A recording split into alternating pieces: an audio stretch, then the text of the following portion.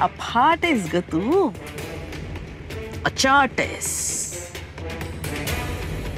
मला शो देतेस का? पण मी तर तयार आहे. तुझी हाऊस फिटेपर्यंत खेळ खेळूया आपण आणि बघूया कोण माघार घेतंय ते.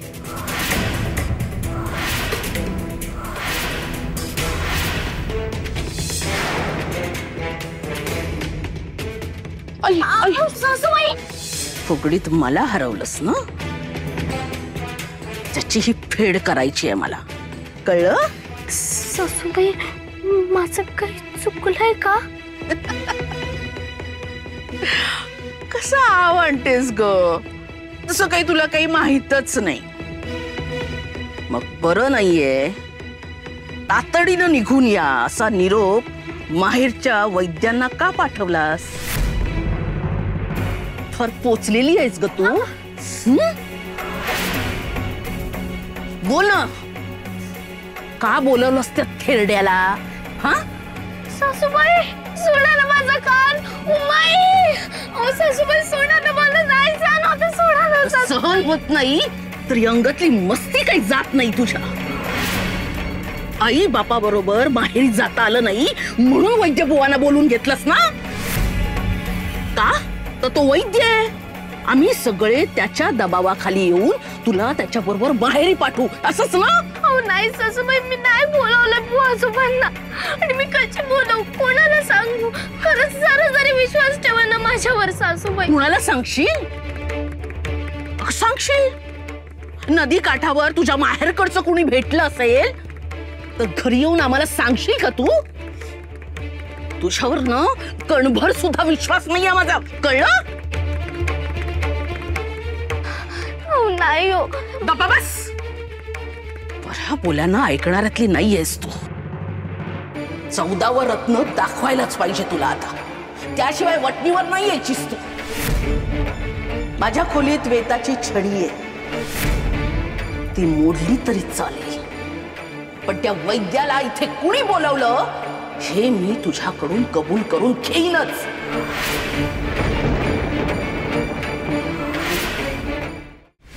वेताची छडी नको सासूबाई, नको, मला मारू नका सासूबाई. असं कसं? अगं इतके दिवस तुझी घरातच नाटकं चालू होती, पण आता बाहेरच्या माणसासमोर आमची आबरू घालवण्याचा घाटच घातलायस की नाही तू? मग एवढ्या मोठ्या पराक्रमासाठी तुला बक्षीस द्यायलाच पाहिजे की नाही? नका ना सासूबाई, असं नका करू.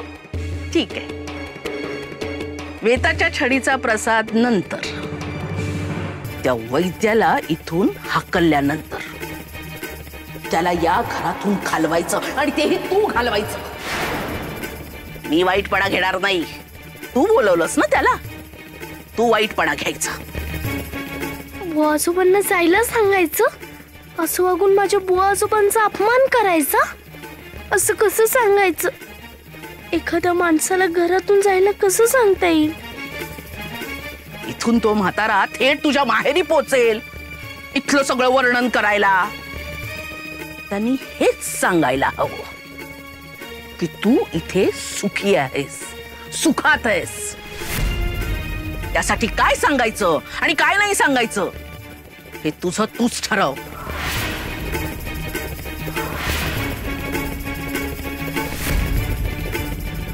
नाही रमाई, सकुला खरंच बरं नाहीये. नदीवर पडली ती आणि डोक्याला मुकामार लागलाय तिच्या. हात पण दुखावलाय तिचा. नीट ऐक, त्यालाच नाही घरातल्या कुणालाही कळता कामा नये तुझ्या हाताला काय लागलंय आणि काय नाही ते. विशेषतः दिगूला.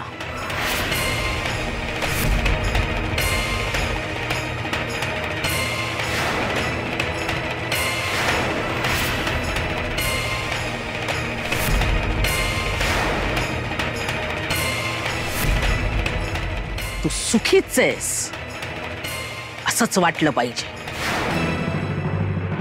तुझ्या कुंकवाची शपथ आहे तुला, तुझ्या कुंकवाची शपथ आहे तुला. कुंकवाची म्हणजे दिगूची, दिगूची. समजताय ना? आणि यात कुचराई केलीस ना, तो वैद्य बुवाच्या डोळ्यात पाणी येईल असा जळजळीत अपमान करेल. गाठ मारून ठेव.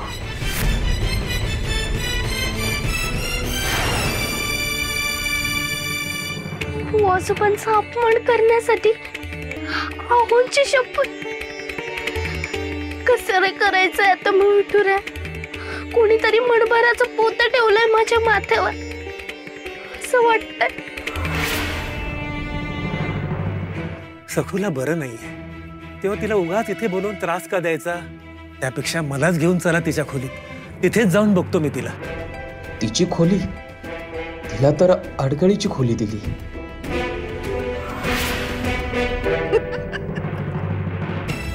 काय रे दिगू, काय तुला बायको मिळाली आहे?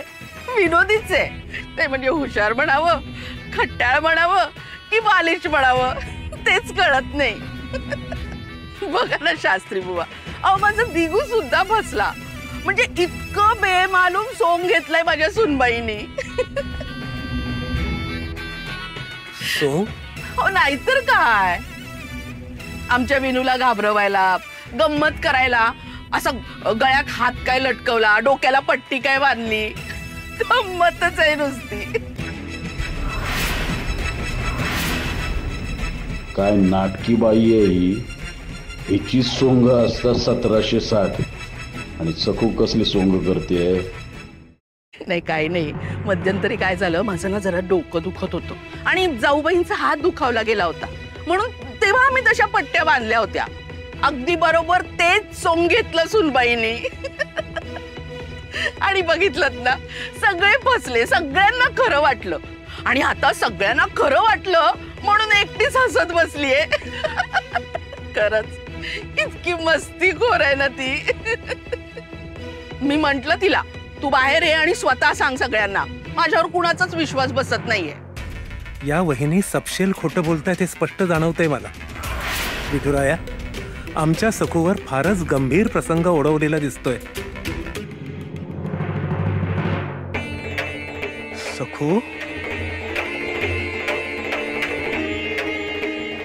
शुभम भवतु. बरी आहेस ना बाळा? मी बरी आहे बुवा आजोबा.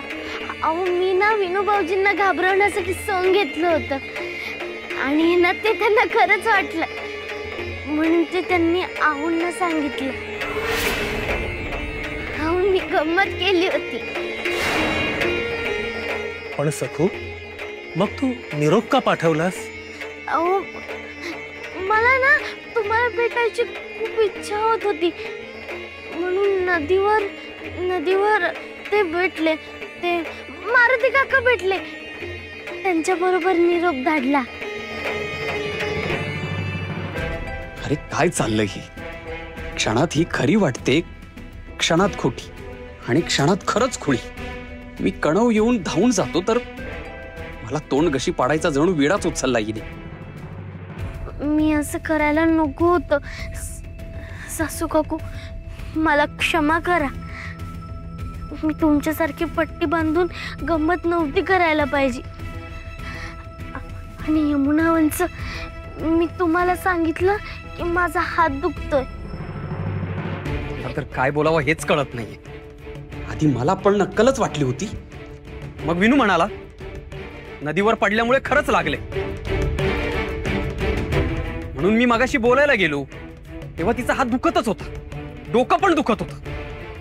आणि आता जे काय म्हणतेत त्याने माझी मती गुंग झाली. काय खरं काय खोटं काहीच कळेना असं झालं. वैद्य आजोबा, तुम्ही अनुभवी आहात आणि हिला लहानपणापासून ओळखता. आता तुम्हीच सांगा, ही खरं बोलते की खोटं बोलते? नाही हो, मला खरंच खोटं बोलायचं नाहीये. मला खूप दुखतंय, पण मी कशी सांगू? सासूबाईंनी मला तुमची शपथ घातली. आता तुम्हीच सांगा.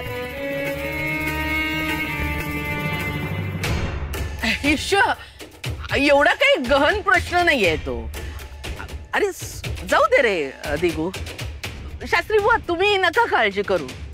हो, सखू आणि बिनू लहानच आहेत अजून. खेळात खेळात चालायचंच. अगं पण एक दिवस खरंच लांडगा आला रे आला होईल ना.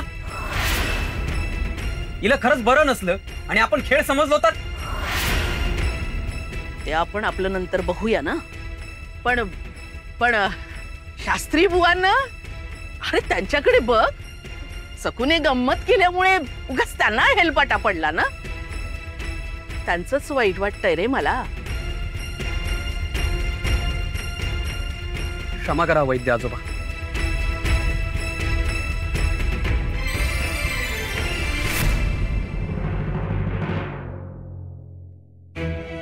हो पण वहिनी क्षमा करा, पण सखू अशी अगोचर थट्टा करेल असं नाही वाटत मला. तिला लहानपणापासून ओळखतो मी. बघा बाई, आता तिने तुमच्या समोर एवढं सगळं सांगितलं तरी तुमचा माझ्यावर विश्वास बसत नाहीये.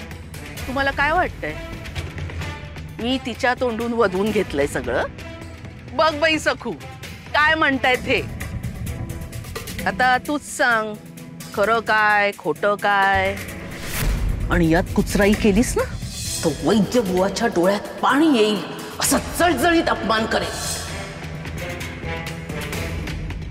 अहो ते मी आधी कधी थट्टा करत नव्हते, पण इथे कसं खेळीमेळीचं वातावरण आहे ना, म्हणून थट्टा केली.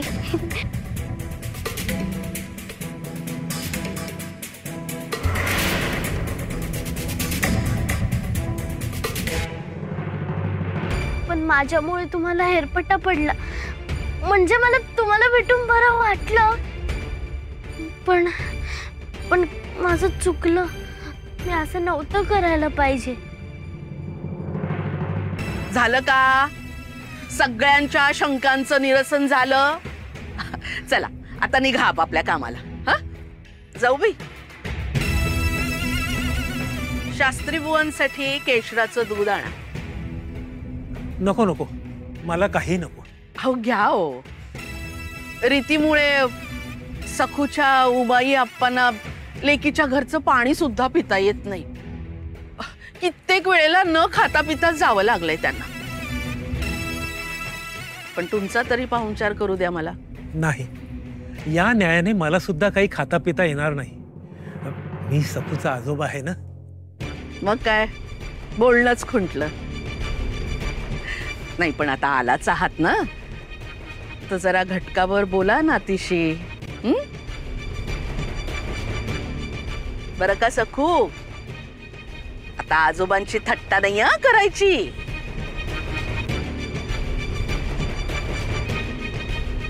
मी सासरची जी रीत शिकवले ना तसंच वागायचं. हा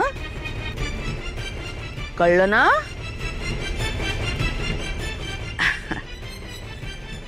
आलेच हा मी.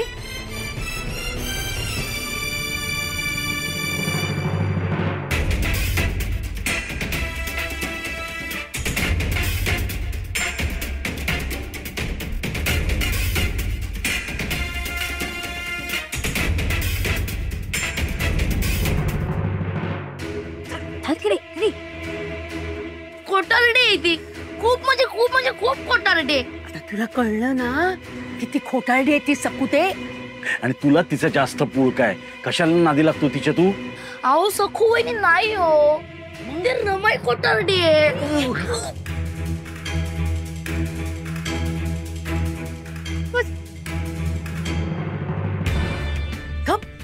केवढ्या मोठ्याने शंक करतोयस? हे जर का कोणी ऐकलं ना तर आपल्याला घराच्या बाहेर काढतील. अगं आई बघ ना कशी आहे ना ती रमाई. ते सखू वहिनी किती चांगले आहेत. ते कधीच खोटं बोलत नाहीत आणि अशी विचित्र चेष्टा करणारच नाहीत त्या. पण कसं आहे ना आई, मांजर कसं उंदराला खेळवतं तशी ती रमाई खेळवते सखू वहिनींना. आणि यमुना ताई तर आगीत तेलच ओतायला बसले बघ. दुष्ट आहे ही रमाई. दुष्ट आहे म्हणजे दुष्ट आहे रमाई. अरे हळू, तू मरशील आणि आम्हाला पण मारशील मूर्खा. सखू कशी आहेस बाळा? बरी आहेस ना? मला काळजी वाटते. तू लटकं का बोललीस? लटक? कुणाबरोबर निरोप धाडला होता सांग बाळा? अहो ते म्हटले ना तुम्हाला, मारुती काका. असेल असेल, मारुतीने कुणा अनोळखी बाईबरोबर निरोप धाडला असेल. जाऊ दे, तू सुखी आहेस हे महत्वाचं. आहेस ना सखू? मी तुझा बुवा आजोबा आहे. काही दुखत खुपत असेल तर न संकोच करता सांग मला बाळा. आणि कुणाच्याही दबावाला घाबरू नकोस. तू रमाईचं नाव काढच तोंडातून. बघ तुझं काय करते. नाही बुवाजो, मला कोणताही त्रास नाही. खूप सुखी आहे.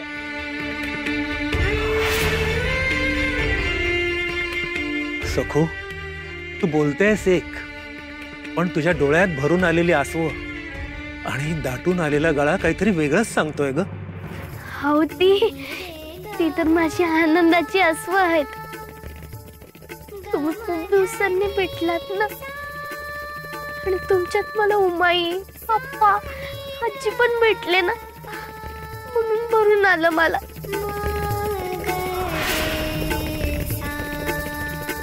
पोरी, तुझ्या धैर्याला माझा नमस्कार आहे बघ.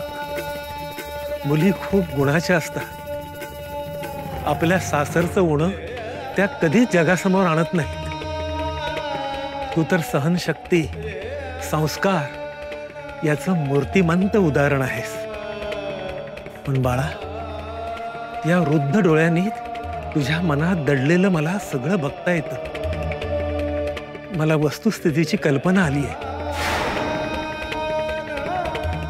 बुवाजोबा, मी हात जोडते. तुम्हाला माझी शपथ आहे. जे जे तुम्ही पाहिले, जे जे घडले, तुम्ही अजिबात सांगू नका. त्यांना खूप वाईट वाटेल, खूप त्रास होईल.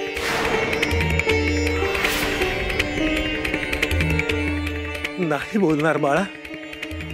बाकी सर्व सांभाळून घ्यायला विठुराया समर्थ आहे. तुझी भक्ती फार ताकदीची आहे सखू.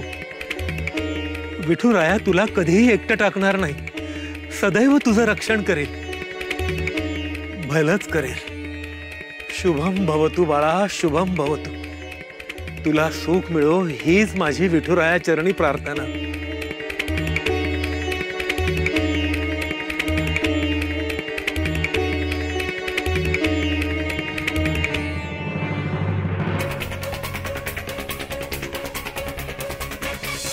नक्कल?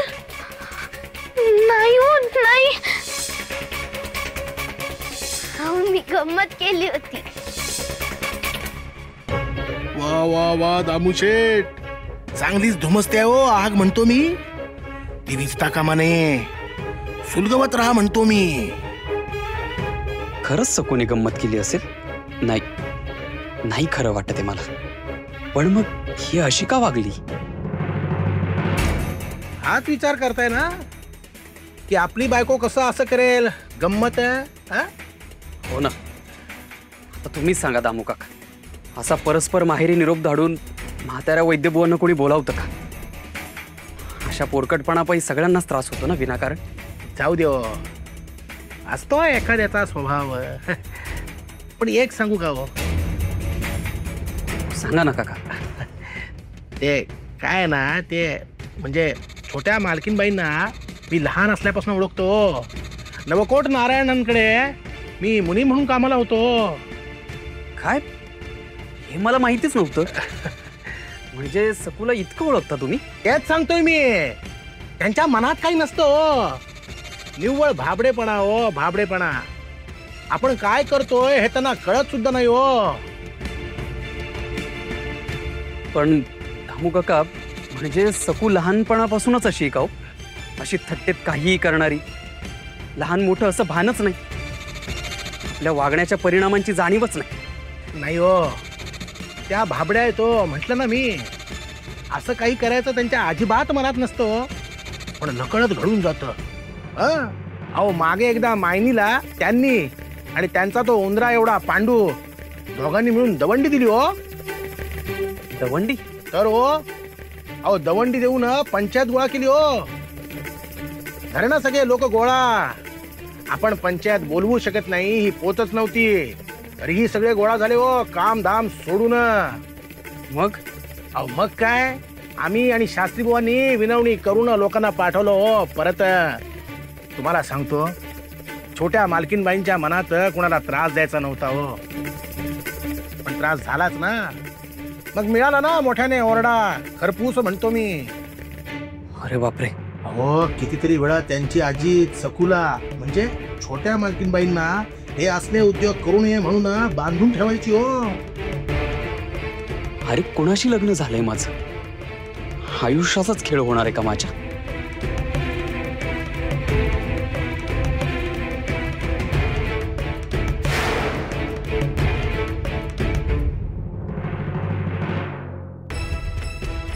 तू जागा का सोडलीस? अगं गेले ते वैद्य बुवा, गेले. सखूने म्हाताऱ्याला काय सांगितलं? ती काय सांगते? तेही तुझी ताकीद असताना काय बिशात तिची. ते बुवा जरा जास्त छाणे आहेत.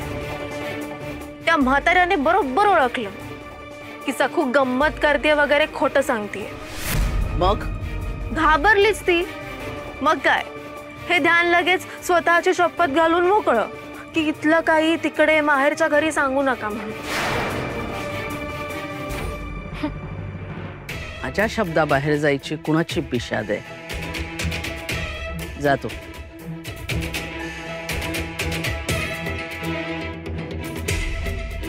सखू, आता तुला सोडत नाही मी. वैद्य बुवांना बोलावणं कसं पाठवलंस हे खणून काढणारच आता मी.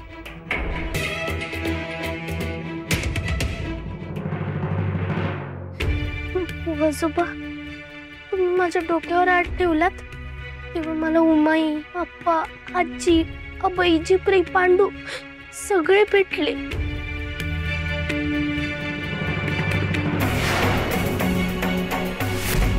चौदावं रत्न दाखवायलाच पाहिजे तुला आता. माझ्या खोलीत वेताची छडी आहे, ती मोडली तरी चालेल, पण त्या वैद्याला इथे कुणी बोलवलं हे मी तुझ्याकडून कबूल करून घेईनच. एवढ्या मोठ्या पराक्रमासाठी तुला बक्षीस द्यायलाच पाहिजे की नाही? काय केलंय तुला?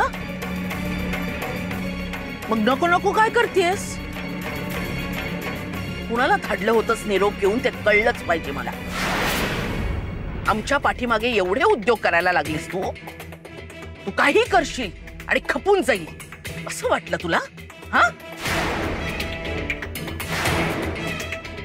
नाही, इथे नको. मोठी बिलंदर आहेस तू. एकतर काय कबूल करणार नाहीस, शिवाय मुद्दाम पेशीवर बसलेल्या तिगूच्या कानावर सगळं जाईल असा कांगावा करशील. इथे नकोच. चल, माझ्या खोलीतच चल. ये.